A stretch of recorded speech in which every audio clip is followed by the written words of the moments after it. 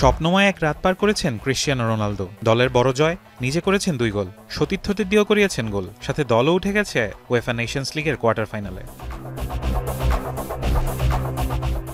সেই সাথে ইতিহাসের অংশ হয়ে গেল পর্তুগাল পোল্যান্ড ম্যাচ। পর্তুগালের জার্সিতে রোনালদোর জয় এখন 132টি, ছাড়িয়ে গেলেন দীর্ঘদিনের ক্লাব সতীর্থ সার্জিও রামোসকে। স্পেনের হয়ে 2021 সালে সবশেষ মাঠে নামা রামোসের ক্যারিয়ার থেমেছে 131 জয় দিয়ে।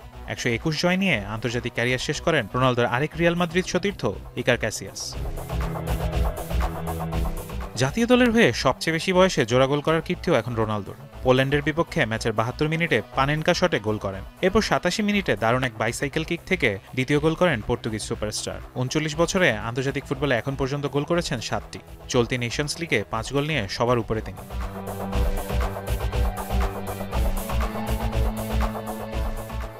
সবচেয়ে বেশি ম্যাচ খেলা ও সর্বোচ্চ গোলের রেকর্ডও তার দখলে। 217 ম্যাচ খেলে রোনালদোর গোল এখন 135টি। এবছর ক্লাব আল নাসেরের হয়েও দারুণ ফর্মে আছেন CR7। 15 ম্যাচে গোল করেছেন 10টি, অ্যাসিস্ট করেছেন 3টি। ফারহান ইসান এখন। মাঠের অলরাউন্ডার আমি, আর ঘরের allrounder Taylox. Taylox toilet cleaner, clean মানেই টাইলক্স।